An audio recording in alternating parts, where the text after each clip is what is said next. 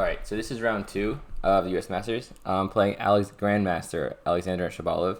And cool, funny story. When I was a kid, when I was like maybe 1800, my dad put me in this Lake George tournament, which was all Grandmasters. I lost every single round. But I remember in that tournament, Shabalov was playing this Grandmaster Mikhailvesky, and they had like the coolest game of all time. There was a crowd watching on ICC. Everyone was blown up about it. And I was like, man, Shabalov is like the coolest Grandmaster ever. And this is not my first time playing him. Every other time I played him, like funny enough, always with black, he just absolutely destroyed me. But this time was a little bit different. So we start out d4, and he's the kind of Grandmaster who plays everything, e4, d4, f4, c4, like every opening. And I always hate it that these guys always play d4 against me instead of e4. Like e4 is a little bit more fun, a little more fighting chess.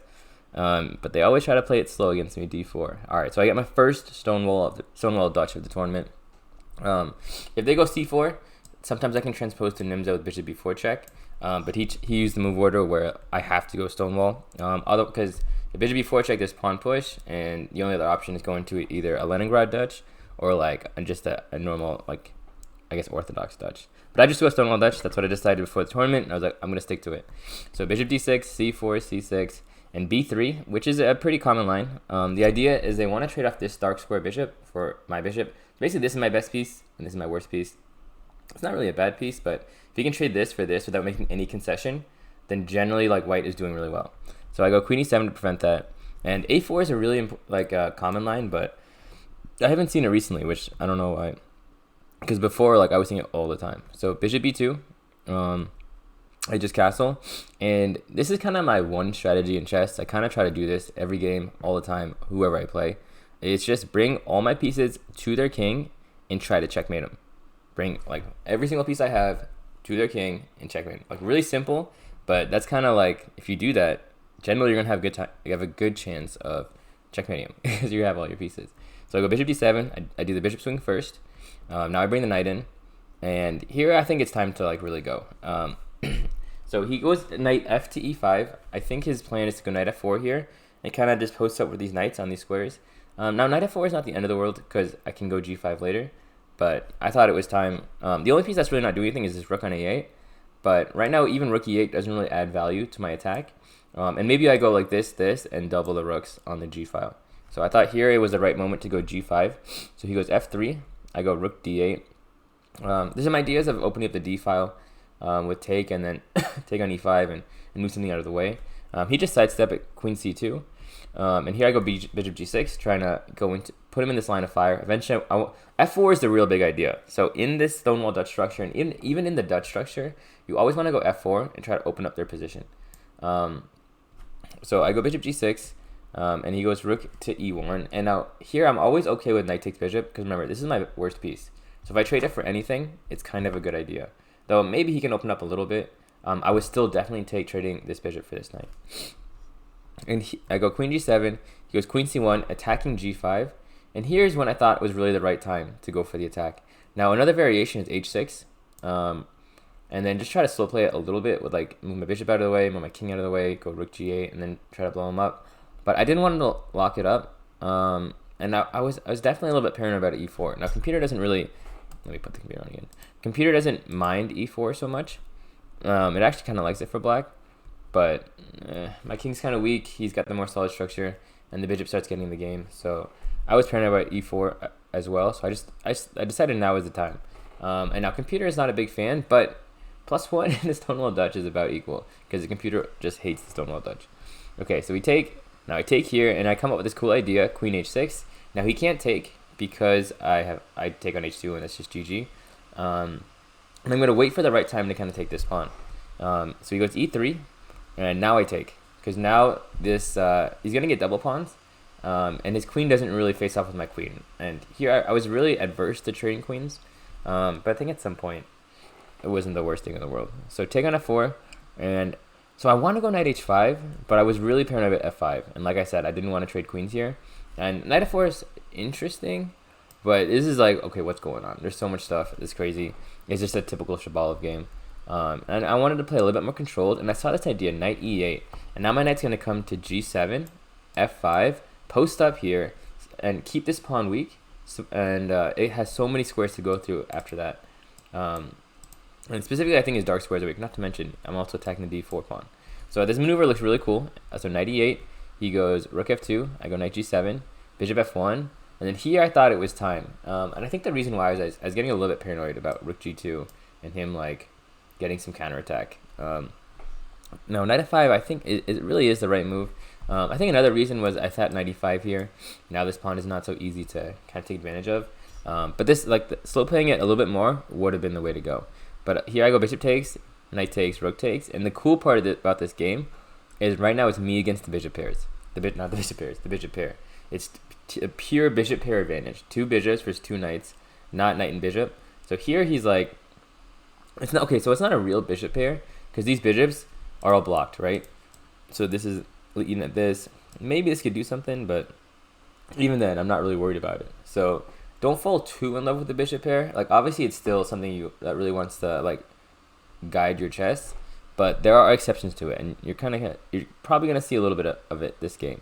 So I go knight f6. So his idea is to go bishop d6, force the trade, or even bishop e7 and stuff like that. So I go knight f6 to guard the guard this square, and if he goes bishop e7, I just move my rook, and I would actually be really happy with this because I think when it comes down to knight versus bishop, especially if this bishop's not good, this knight can hit everything, and all his weak squares are dark squares, and he doesn't have a dark square bishop.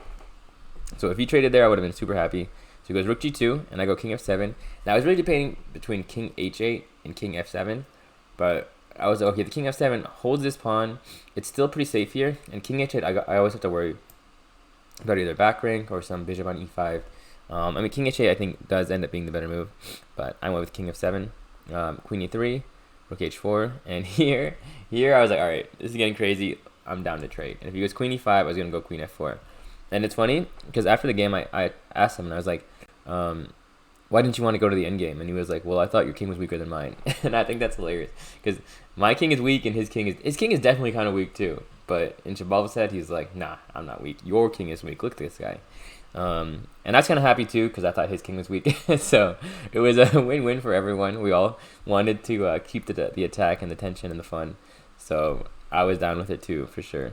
So he takes, and here, like e takes, I got to worry about this. C takes, I got to worry about the C file. So knight takes, I think makes a lot of sense because I'm also bringing the knight in. And as you see, there's a lot of these squares, these outposts are kind of opening up, not to mention the d4 pawn.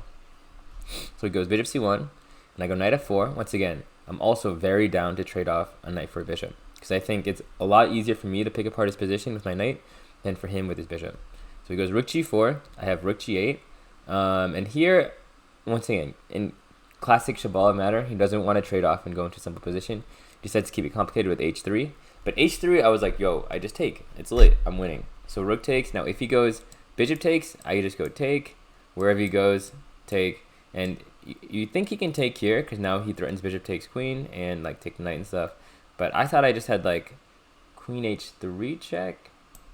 And then, yeah, whatever he does, I'm just going to take here. And then I don't even think he can take this because he's going to end up losing the bishop or something.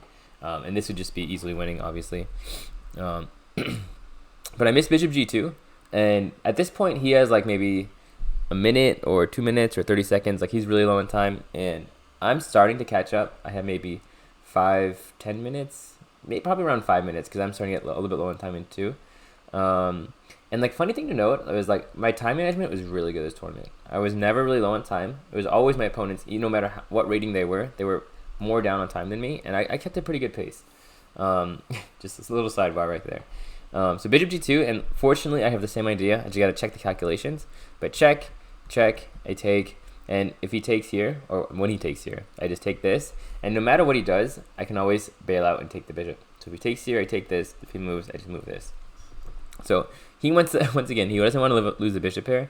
So he goes bishop f4. I go knight here. The problem is I threaten kind of knight check as well as knight takes pawn. So he goes bishop e5, knight d7. And this is great because this is when I get to take off a bishop. He can't go rook takes where the pawn goes, so he has to go pawn takes. I go knight h4, and this simp bishop has to go back. Yes, I said simp bishop. This bishop literally is like half a bishop. if he goes here, I get this pawn, and then this pawn's gonna fall because it's on a dark square. If he goes, and then he has to go here, just back home. And here I go rook d8, and my idea is rook d2. He can't go rook e2 because I can go check. Yeah, like rook e2. I think it was like check, and he has to block, and then I just take, and go knight g6, and I win another pawn. Be up 2 pawns in the endgame. So this would be GG. But actually after here, he's thinking, and I noticed that he ran out of time. We're playing 30-second increment, no second time control, and he ran out of time. So I'm like, yo, you ran out of time. And then he was like, oh wait, you're right. There's no. I guess he wasn't like you're right, but he's like, there's no second time control. So this tournament was game 140, 30-second increment with no second time control. Normally it's game 90, 30-second increment with 30 minutes after. So after the 40th move, you get another 30 minutes. And fortunately, this was around the 40th move too. So he probably thought he was getting extra time. Like I said, I think here it's already lost. He's going to lose the second pawn. My rook is way better than his. My pieces are way better than his. And it's just a matter of time. And I do really believe I could convert the 10 game. So, one on time, but still. Beautiful game, awesome game. Very back and forth, very fighting game where like this is what we wish the World Championship was. When two guys really go at it, they don't want to draw. They're not okay with just drawing. They really want to prove a point. So one of my favorite games from the tournament. And let's go on to round 3.